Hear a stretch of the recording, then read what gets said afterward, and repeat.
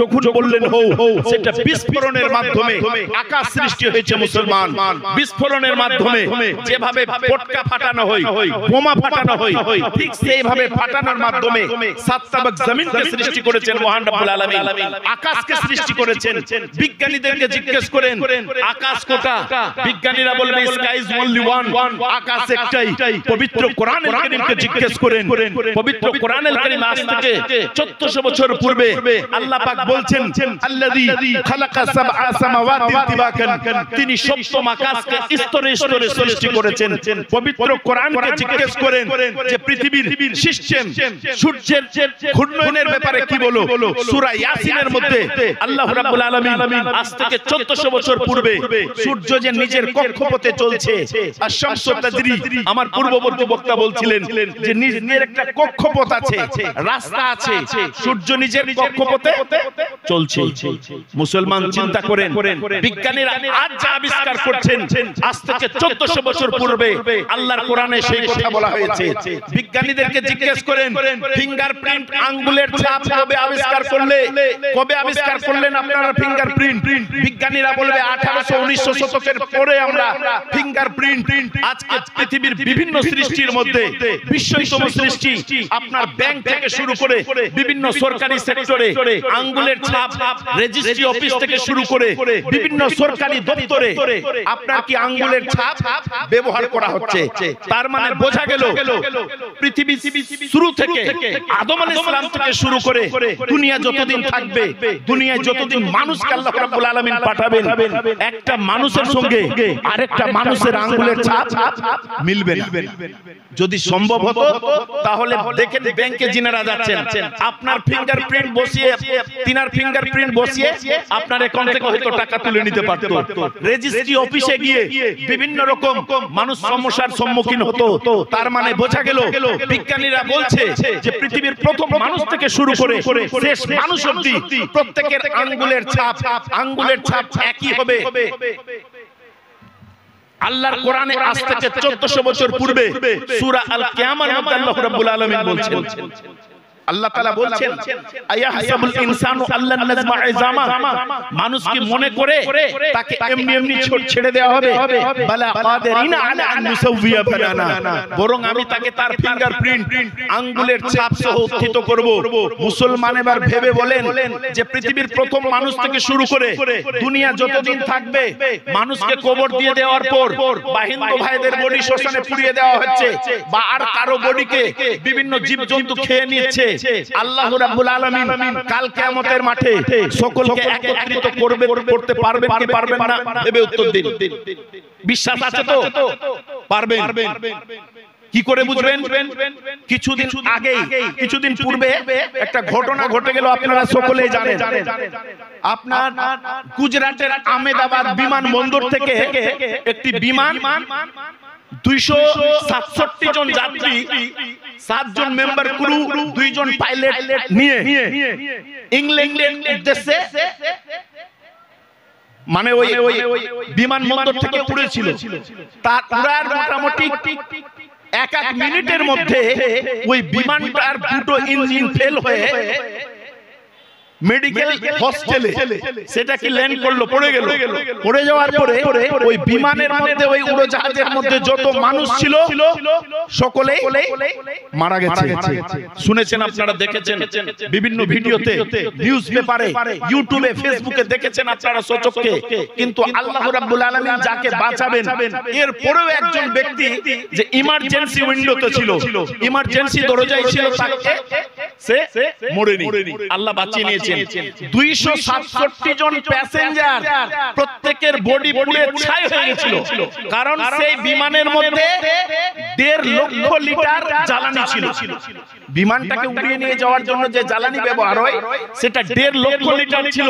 আর সঙ্গে সঙ্গে সেটা ল্যান্ড করার পরে ওই হোস্টেলের উপরে প্রত্যেক যাত্রীর দেহ পুড়ে ছাই হয়ে গেছিল। একজনের বডিকে আরেকজন আইডেন্টিফাই করতে পারবে না।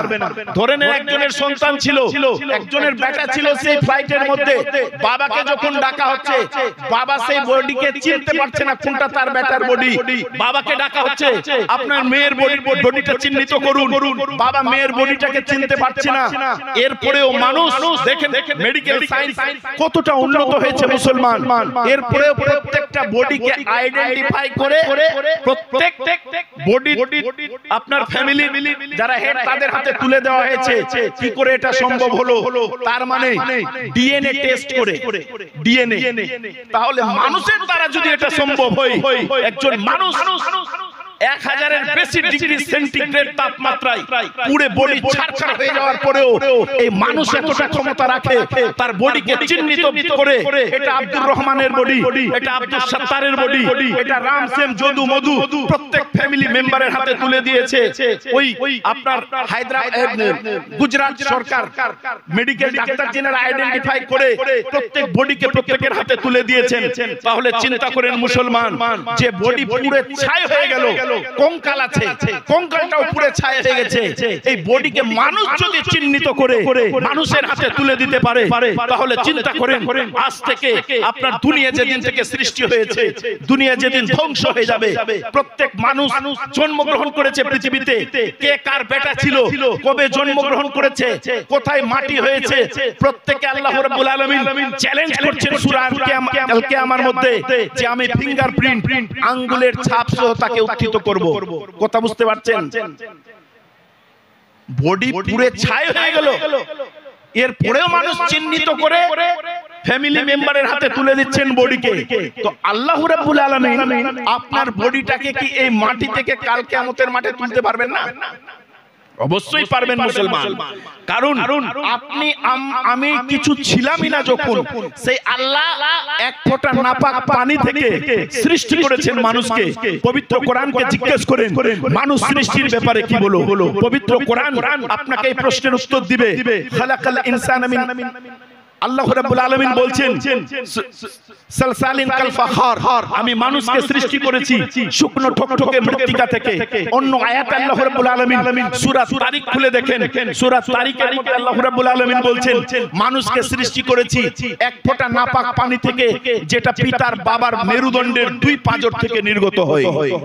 পবিত্র কোরআন আল কারীমের আপনার সূরা আল মুমিনুনের মধ্যে জিজ্ঞেস করেন, সূরা আল মুমিনুন খুলে দেখেন, পড়েন, আল্লাহ রাব্বুল আলামিন বলছেন লাকাদ খালাকনাল ইনসানা মিন সুলালাতিন মিন তিন সুম্মা জাআলনাহু নুতফাতান ফি কারারিন মাকিন। আল্লাহ রাব্বুল আলামিন বলছেন মানুষকে সৃষ্টি করেছি মাটির সারনির চাষ থেকে। আল্লাহর কোরআন বলছে মানুষকে সৃষ্টি করেছি শুকনো ঠকঠকে মৃত্তিকা থেকে। আল্লাহ রাব্বুল আলামিন বলছেন সূরা তারিকের মধ্যে মানুষকে সৃষ্টি করেছি এক ফোঁটা নাপাক পানি থেকে, যেটা পিতার বাবার মেরুদণ্ডের 2 পাঁজর থেকে নির্গত হয়। প্রশ্ন হতে পারে, হিয়ার মে এরাই যে কোয়েশ্চেন, প্রশ্ন উঠতে পারে যে পবিত্র কোরআনুল কারীমের এক জায়গায় বলা হচ্ছে মানুষকে সৃষ্টি করা হয়েছে শুকনো ঠকঠকে মৃত্তিকা থেকে। সূরা তারিকের মধ্যে আল্লাহ রাব্বুল আলামিন বলছেন এই মানুষকে আল্লাহ রাব্বুল আলামিন সৃষ্টি করেছেন এক ফোঁটা নাপাক পানি থেকে। সূরা আল মুমিনুনের মধ্যে আল্লাহ রাব্বুল আলামিন বলছেন লাকাদ খালাকনাল ইনসানা মিন সুলালাতিন মিন তিন, আমি মানুষকে সৃষ্টি করেছি মাটির সারনির চাষ থেকে। প্রশ্ন হতে পারে নাস্তিকের আজকে সচরাচর পবিত্র কোরআনুল কারীমকে ভুল প্রমাণ করার জন্য এই আয়াতগুলো মানুষের সামনে বিভিন্নভাবে ব্যাখ্যা দিয়ে থাকেন, তাহলে আপনাকে পবিত্র কোরআনুল কারীমের ব্যাখ্যা সঠিকভাবে বুঝতে হবে। পবিত্র কোরআনুল কারীমের এক জায়গায় আল্লাহ রাব্বুল আলামিন বলছেন যে মানুষকে সৃষ্টি করা হয়েছে শুকনো ঠকঠকে মৃত্তিকা থেকে। কথাটা 100% ঠিক, কারণ আমাদের সকলের আদি পিতা আদম আলাইহিস সালামকে আল্লাহ রাব্বুল আলামিন সৃষ্টি করেছেন এই শুকনো ঠকঠকে মৃত্তিকা থেকে। তারপরে আদম আলাইহিস সালাম দুনিয়ার বুকে এলেন, দুনিয়াতে আল্লাহ রাব্বুল আলামিন চাষবাস শিখালেন, ফসল ফলালেন, ফসল খাওয়ার পর সেই শস্য বিভিন্ন দানা বীজ খাওয়ার পর তিনার শরীরে যে ব্লাড তৈরি হলো, সেই ব্লাড থেকে স্বামী স্ত্রীর যৌন মিলনের মাধ্যমে মাতৃগর্ভে গিয়ে মায়ের পেটে গিয়ে ভ্রূণ তৈরি করলো। সেই ভ্রূণ থেকে মানুষ সৃষ্টি হয়েছে, বলুন সুবহানাল্লাহ। তাহলে আল্লাহ বলছেন মানুষকে সৃষ্টি করেছি মাটির সারনির চাষ থেকে। কথাটা যেমন সত্য, কারণ বর্তমানে আমরা যা কিছু ভক্ষণ করছি খাচ্ছি, মাটির বিভিন্ন উপাদান সেই গাছ মূল দ্বারা শোষণ করে বিভিন্ন ডালপালায় আপনার ফল বা ফসল ফলিয়ে দেয়। সেই ফল বা ফসল খাওয়ার পর আমাদের শরীরে ব্লাড তৈরি হয়, রক্ত তৈরি হয়, আর সেই রক্ত স্বামী স্ত্রীর যৌন মিলনের মাধ্যমে এক ফোঁটা নাপাক পানিতে সৃষ্টি হয়ে মাতৃ মাতৃগর্ভে মায়ের পেটে গিয়ে ভ্রূণ তৈরি করে, আর এই ভ্রূণ তৈরির কথা আজ থেকে 1400 বছর পূর্বে আল্লাহর কোরআনে আল্লাহ রাব্বুল আলামিন বলেছেন। বলুন সুবহানাল্লাহ। চিন্তা করেন, যারা আজকে কোরআনকে বিভিন্ন ভাবে তুচ্ছ তাচ্ছিল্য করছে, কোরআনকে যারা বিভিন্ন ভাবে ব্যান করার প্রয়াস, বর্তমানে আপনারা জানেন এমন একটা ফেরাউনপন্থী সরকার চলছে ভারতের বুকে। কখনো 26টা আয়াতকে মুছে দাও, কখনো পবিত্র কোরআনুল কারীমকে ব্যান করো। পশ্চিমবঙ্গের বিভিন্ন পলিটিক্যাল নেতা, বিশেষ করে বুঝে নেন কোন রাজনৈতিক নেতারা, কিছুদিন আগে পবিত্র কোরআনুল কারীমের উপরে অ্যাটাক করেছেন। বলছেন যে পবিত্র কোরআনুল কারীমে আল্লাহ রাব্বুল আলামিন ধর্ষণের কথা, রেপ করার কথাকে হালাল করেছেন। নাউজুবিল্লাহ মিন জালিক। আপনার একজন এমএলএ, বিজেপির এমএলএ, তিনি বলছেন যে পবিত্র কোরআনুল কারীমে আল্লাহ নাকি ধর্ষণকে জায়েজ করেছে। নাউজুবিল্লাহ মিন জালিক। যে ধর্ষণকারীর সাজা, যে ধর্ষণকারীর সাজা আল্লাহ রাব্বুল আলামিন পবিত্র কোরআনুল কারীমের মধ্যে বলে দিয়েছেন। সে যদি ধর্ষণ করে, ওই ধর্ষককে আপনার বুক অবধি মাটির মধ্যে পুঁতে দিয়ে, তাকে পাথর দিয়ে নিক্ষেপ করে করে মারার অর্ডার এসেছে। দেখেন পবিত্র কোরআনুল কারীমকে কিভাবে ভুলভাবে উপস্থাপন করা হচ্ছে মানুষের সামনে। বর্তমান সরকার মুসলমানদের বিরুদ্ধে বিভিন্ন রকম এজেন্ডা, বিভিন্ন রকম কালা কানুন এনে মুসলিমকে বিভিন্ন ভাবে তুচ্ছ তাচ্ছিল্য করার চেষ্টা করছে মুসলমান। আপনারা জেনেছেন কয়েক আপনার বছর পূর্বে কাশ্মীরে 370 ধারাকে উচ্ছেদ করে শেষ করে দিয়ে সেই স্টেটে মুসলমান মেজরিটির মধ্যে ছিল, ক্ষমতার মধ্যে ছিল, তাদের ক্ষমতাকে আর সেই 370 এর মাধ্যমে সেই মুসলিমদেরকে বিশেষ কিছু মর্যাদা দেওয়া হয়েছিল ভারতের সংবিধানে। মুসলমান বর্তমানে এই ফেরাউনপন্থী সরকার সেই ধারাকে উচ্ছেদ করে দিয়ে সেই অধিকার থেকে মুসলমানের সেই অধিকারকে ছিনিয়ে নিয়েছে মুসলমান। আপনারা দেখেছেন পবিত্র কোরআনুল কারীমকে ব্যান করার প্রয়াস, মুসলমানদেরকে ভারত থেকে তাড়িয়ে দেওয়ার প্রয়াস, মুসলমানদেরকে বিভিন্ন ভাবে ভুল প্রমাণিত করার প্রয়াস, মুসলমানদের বিরুদ্ধে ইতিহাসকে লেলিয়ে দিয়ে একটা জাতিকে আর একটা জাতির বিরুদ্ধে লেলিয়ে দেওয়ার প্রয়াস চলছে মুসলমান। আমরা জানি, আমরা বুক চাপড়ে বলতে চাই, ভারতের স্বাধীনতা আন্দোলনে ভারতকে স্বাধীন করার জন্য একজন মুসলমানের যতটুকু অবদান ছিল, আপনার একজন হিন্দু ভাইয়ের যতটুকু অবদান, ঠিক ততটুকু অবদান একজন মুসলিম ভাইয়ের ছিল। আপনারা জানেন সেই ইতিহাসকে মুছে দেওয়ার প্রয়াস চলছে। মাওলানা মোহাম্মদ আলী শওকত আলী গান্ধীজি জেল কেটেছেন, খুব ভালো কথা। মুসলমানের বাচ্চা যার নাম হচ্ছে মাওলানা মোহাম্মদ আলী শওকত আলী, জেলের খানি টেনেছেন। ব্রিটিশরা জেলের খানি টানিয়েছে। আশফাকুল্লাহকে, মুসলমানের বাচ্চাকে ফাঁসিতে ঝুলিয়ে মারা হয়েছে। ক্ষুদিরাম বসুকে ফাঁসিতে ঝুলিয়ে মারা হয়েছে।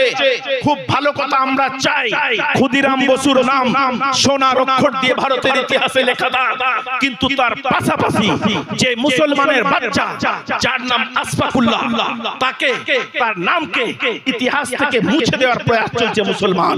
জানেন মাওলানা মোহাম্মদ আলী শওকত আলীর নামকে ইতিহাস থেকে মুছে দেওয়ার প্রয়াস চলছে মুসলমান। আপনার নেতাজি সুভাষচন্দ্র বোসকে বিদেশে পাঠিয়ে আজাদ হিন্দ বাহিনী গঠন করতে যে ব্যক্তিটি সাহায্য করেছিলেন জানেন তিনার নাম কি? ওবায়দুল্লাহ সিন্ধি। ওবায়দুল্লাহ সিন্ধি বিদেশ থেকে চাঁদা কালেক্ট করে টাকা নিয়ে এসেছিলেন। বিদেশে গিয়ে চাঁদা চেয়েছিলেন, আমাদেরকে চাঁদা দাও, টাকা পয়সা দাও। ব্রিটিশদের অত্যাচার আমরা সহ্য করতে পারি না। কারণ যেই নেতাজি সুভাষচন্দ্রের বোসের নাম ইতিহাসে সোনার অক্ষর দিয়ে লেখা আছে, আমরা চাই তার পাশে যিনি সাহায্য করেছিলেন নেতাজিকে বিদেশে পাঠাতে, যিনি বিদেশে গিয়ে চাঁদা চেয়েছিলেন মুসলমান ভারতকে স্বাধীন করার জন্য, সেই মুসলমান ওবায়দুল্লাহ সিন্ধির নাম আমরা চাই ভারতের ইতিহাসে সোনার অক্ষর দিয়ে লেখা থাক মুসলমান। গোলটেবিল বৈঠকে গান্ধীজি পূর্ণ স্বাধীনতার দাবি তুলেননি।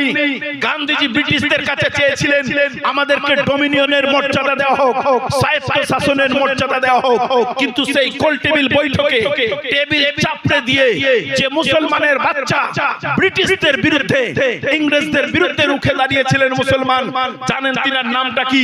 তিনার নাম হচ্ছে মৌলানা হযরত মোহানি। সেই মৌলানা হযরত মোহানির নাম ইতিহাস থেকে মুছে দেওয়ার প্রয়াস চলছে মুসলমান। তাই সজাগ হতে হবে। বর্তমান সময় এমন সময় চলছে, এমন সিস্টেম এর মধ্যে ফেলে দেওয়ার প্রয়াস চলছে মুসলমান।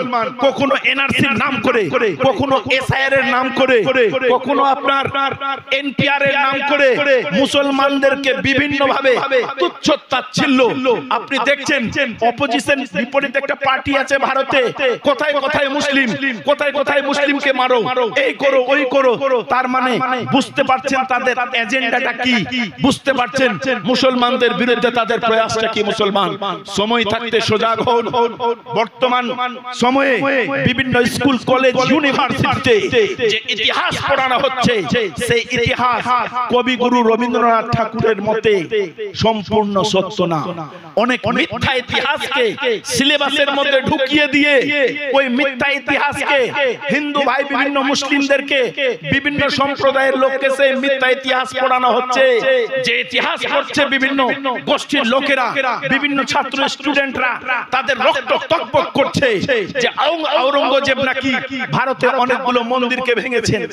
ওই ঐতিহাসিক আবার লিখেছে আওরঙ্গজেব বর্ণে বর্ণে কোরআন মানিয়া চলিতেন। যে কোন একটা কথাকে স্বীকার করতে হবে ওই ঐতিহাসিককে, হয় মানতে হবে আওরঙ্গজেব বর্ণে বর্ণে কোরআন মানিয়া চলতেন, না হয় তাকে বলতে হবে যে তিনি হিন্দুদের মন্দির ভেঙেছেন। কারণ যে বর্ণে বর্ণে কোরআন মানবেন তিনি কোনদিন কারো ধর্মে হস্তক্ষেপ করতে যাবেন না। আল্লাহর কোরআনে আল্লাহ রাব্বুল আলামিন বলছেন লা ইকরাহা ফিদ-দীন, দ্বীনের উপরে কোনো জবরদস্তি নেই। আল্লাহর কোরআনে আল্লাহ রাব্বুল আলামিন বলছেন লাকুম দীনুকুম ওয়ালিয়া দীন। তার মানে চিন্তা করেন যে মুসলমান শাসক দীর্ঘ 50 বছর ভারত শাসন করে গেলেন, তিনি যদি চাইতেন ভারতকে তরবারি দ্বারা, নিজের ক্ষমতা দ্বারা, তাহলে প্রত্যেক মন্দিরকে তিনি মাটির সঙ্গে মিশিয়ে দিতে পারতেন। কিন্তু না না না, তিনি সেই কাজ করে যাননি। আজকে ভুল বোঝানো হচ্ছে। আজকে একটা জাতিকে আরেকটা জাতির বিরুদ্ধে লেলিয়ে দেওয়া, একটা জাতিকে একটা জাতির সঙ্গে দাঙ্গা লাগানোর প্রয়াস চলছে। মুসলমান সময় থাকতে সজাগ হন, না হলে আগামী দিন আমাদের জন্য ভয়ঙ্কর আসছে। প্রশ্ন হতে পারে যে আমরা রাজনৈতিক বক্তব্য শুনবো কেন? হাদিস কোরআনের পাশাপাশি তো আপনাকে শুনতে হবে। কারণ নামাজ, রোজা, হজ, যাকাত ইবাদত না, মানে একমাত্র ইবাদত না।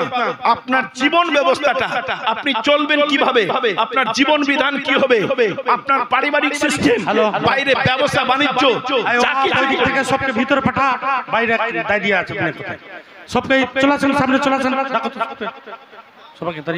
যিনারা দাঁড়িয়ে আছেন মা বোনেরা দয়া করে সামনের দিকে চলে আসেন। স্টেজে জায়গা আছে তো। আচ্ছা, আমার কাকা সাহেব কাকা নিজের মায়ের জন্য 500 টাকা দান করেছেন। আল্লাহ তিনি মৌলবীর একটা টাইম আছে, টাইমের চলে আসছে। তাহলে বুঝতে পারছেন মুসলমান, চলে আসেন মা বোনেরা, চলে আসেন। অনেক জায়গা ফাঁকা আছে, স্টেজের সামনে অনেক জায়গা ফাঁকা পড়ে আছে। আপনারা যদি মাহফিলটাকে ঠিকঠাক না সাজান, এত নামি দামি বক্তা আমরা দেখে আচ্ছা কিছুক্ষণের মধ্যে আমাদের বক্তা চলে আসছেন। আপনারা ততক্ষণে মাহফিলটাকে সাজিয়ে নেন, বক্তব্য শোনার, বক্তাকে বলার পরিবেশ তৈরি করুন। কারণ এত দামি দামি বক্তাকে আমাদের মালদাপট্টি জুম্মা মসজিদ কমিটির সদস্যবৃন্দরা আমন্ত্রণ করেছেন যে অনেক দিন পূর্বে, অনেক বছর পূর্বে একবার এই মালদাপট্টির সরজমিনে আব্দুল হাকিমকে আমন্ত্রণ করা হয়েছিল। আর মুফতি সাহেব যিনি আহমদ রেজা সামদানি, তিনি ফার্স্ট টাইম আমাদের মালদাপট্টির সরজমিনে আসছেন। তাই তিনাদের সম্মানার্থে মাহফিলটাকে সঠিকভাবে সাজিয়ে নিন, যাতে বক্তা বলতেও ভালো হয় আর আপনারা ঠিকঠাক ভাবে শ্রবণও করতে পারেন। মুসলমান যাই হোক, বলার অনেক কিছুই ছিল, বক্তব্যকে আর দীর্ঘায়িত করছি না, অল্পেই বুঝে যান। যা চলছে এসআইআর এনপিআর এনআরসির নাম করে মুসলমানদের বিরুদ্ধে মুসলমানদেরকে বিশেষ ক্ষমতা হরণ করে নিয়ে কাগজ কলমে তাদেরকে শেষ করে দিয়ে মুসলমানদের বিরুদ্ধে বিভিন্ন রকম কানুন এনে মুসলমানদের ধর্মগ্রন্থ মুসলমানদের চলার সিস্টেমকে আঘাত করতে চাইছে মুসলমান। আমরা এমন একটা দেশে বসবাস করছি যে দেশের সংবিধান আমাকে আপনাকে বিভিন্ন ধর্মাবলম্বীর মানুষদেরকে অধিকার দিয়েছেন নিজের ধর্মকে পালন করতে পারবে আর সেটাকে প্রচার করতে পারবে। কিন্তু বর্তমানে আপনারা দেখেছেন ইউপি থেকে শুরু করে বিভিন্ন স্টেটে কিভাবে আলেমদেরকে দাড়ি ধরে মারা হচ্ছে, জোর করে জয় শ্রীরামের নারা লাগাতে বাধ্য করা হচ্ছে। শ্রীমদ্ ভগবত গীতা পড়েছি, শ্রীমদ্ ভগবত গীতাতে কোথাও লেখা নেই কাউকে জোর করে মারো, দাড়ি ধরে মারো আর জয় শ্রীরামের নারা লাগাতে বাধ্য করো। শ্রীমদ্ ভগবত গীতাতে কোথাও লেখা নেই। শ্রীমদ্ ভগবত গীতাতে বলা হয়েছে অহিংসা সত্যম ক্রোধে, হিংসাকে ত্যাগ করো, রাগকে কন্ট্রোল করো। আজকে একেশ্বরবাদের কথা আল্লাহর কোরআনে যেমন আল্লাহ রাব্বুল আলামিন বলছেন, বলো হে মুহাম্মদ আল্লাহ এক, কুল হুয়াল্লাহু আহাদ, সে হি ইজ আল্লাহ দ্য ওয়ান, আল্লাহু সামাদ, আল্লাহ the eternally without of all, লাম ইয়ালিদ ওয়া লাম ইউলাদ, he not begotten nor was begotten, ওয়া লাম ইয়াকুল লাহু কুফুয়ান আহাদ, and there is none comparable unto him। তারপরে বোঝা গেল আল্লাহর কোরআন বলছে আল্লাহ এক। হিন্দু ভাইদের ধর্মগ্রন্থ বেদেও একই কথা বলা হয়েছে, একম ব্রহ্মা দ্বিতীয় নাস্তে, একম ব্রহ্মা দ্বিতীয় নাস্তে। ব্রহ্মা একজনই, সৃষ্টিকর্তা একজনই, দ্বিতীয় কেউ নেই, কেউ নেই, কেউ নেই। বেদে বলা হয়েছে। হিন্দু ভাইদের বেদে আরো এক কথা বলা হয়েছে, না দ্বিতীয় না তৃতীয় চতুর্থ না পঞ্চতে, না ষষ্ঠম না সপ্তম অষ্টম না পুচ্ছতে, না নবম দশম। তার মানে বোঝা গেল বেদে বলা হচ্ছে না দ্বিতীয় না তৃতীয় চতুর্থ না পুচ্ছতে। দুনিয়াকে যিনি সৃষ্টি করেছেন, খালেক যাকে বলি আমরা, ক্রিয়েটর বলি, তিনি একজনই, দ্বিতীয় কেউ নেই, কেউ নেই, আর কেউ কখনো ছিলেন না। তার মানে বোঝা গেল আপনি আপনার শিখদের ধর্মগ্রন্থ গ্রন্থ সাহেবকে জিজ্ঞেস করেন, তিনি একেশ্বরবাদে এক আল্লাহর ব্যাপারে কি বলে। আপনার গ্রন্থ সাহেবেও একই কথা বলা হয়েছে, ওম সত্য নাম কর্তা পুরুষ নির্বন বৈরকাল মূর্ত জংশ গুরু প্রসাদ জপা দিশা যুগা দিশা ছয় মিলান কমি মিশন। ওম তার সত্য নাম, তিনি এক, তিনি আদিতে সত্য ছিলেন, বর্তমানে সত্য আছেন, ভবিষ্যতেও সত্য থাকবেন। তার মানে বোঝা গেল আল্লাহ একজনই। আসুন দেখি আমার আপনার নবীর আগমনের মেসেজ, আগমনের বার্তা আল্লাহর কোরআনে যেভাবে আল্লাহ রাব্বুল আলামিন বলছেন, ওয়ামা আরসালনাকা ইল্লা রাহমাতাল লিল আলামিন। হে নবী, আমি আপনাকে প্রেরণ করেছি, আপনাকে পাঠিয়েছি বিশ্ব জগতের করোনা শুরু। ঠিক একই কথা বিভিন্ন ধর্মগ্রন্থের মধ্যে এসেছে, আপনার পুরাণেও একই কথা এসেছে, আপনার বেদেও একই কথা এসেছে, আপনার আমার নবীর আগমনের মেসেজ এসেছে। আসুন দেখি গৌতম বুদ্ধ, যিনি বৌদ্ধ ধর্মের প্রবর্তক, গৌতম বুদ্ধ বলছেন, গৌতম বুদ্ধের শিষ্য আনন্দ গৌতম বুদ্ধকে জিজ্ঞেস করছেন, আপনার তিরোধানের পর, আপনার মৃত্যুর পর কে এই পৃথিবীকে সঠিক রাস্তায় দিক নির্দেশনা দিবে? গৌতম বুদ্ধ বলছেন আনন্দকে, আনন্দ শোনো, I am not first Buddha who came on the earth, not shall I be the last. আমি এই জগতের প্রথম বুদ্ধ, আমি এই জগতের শেষ বুদ্ধ নই। In one time other Buddha will arise the world. যথা সময়ে পৃথিবীর বুকে আরো একজন বুদ্ধের আবির্ভাব হবে, তিনি হবেন পবিত্র, supreme in enlightened one, with wisdom in conduct, will proclaim a religious life. তিনি আমার মতো এক নিষ্কলুষ ধর্মমত প্রচার করবেন। আনন্দ সে আনন্দ জিজ্ঞেস করলেন, how shall we know him? আমরা কিভাবে সেই বুদ্ধকে চিনব? তিনি বললেন, he will be known as মৈত্রী। তিনি হবেন মৈত্রী, শান্তি অর্থাৎ করুণার বুদ্ধ। আর এই করুণার বুদ্ধ, এই করুণার নবী যে আমার আপনার নবী, এটা মেনে নিতে কারো কোনো দ্বিধাবোধ নেই মুসলমান। বক্তব্যকে আর দীর্ঘায়িত করলাম না। আমাদের মালদাপট্টি জুম্মা মসজিদের ইমাম হযরতুল আল্লামা মাওলানা গোলাম মুরসালিম সাহেব, তিনিও আপনাদের সামনে হাদিস কোরআনের মূল্যবান বক্তব্য, যতক্ষণ আমাদের বক্তা আসেননি তিনিও আপনাদের সামনে উপস্থাপন করার চেষ্টা করবেন। বক্তব্যকার দীর্ঘায়িত করলাম না। ওয়া আখিরু দাওয়ানা আলহামদুলিল্লাহি রাব্বিল আলামিন। আসসালামু আলাইকুম ওয়া রাহমাতুল্লাহি ওয়া বারাকাতুহু।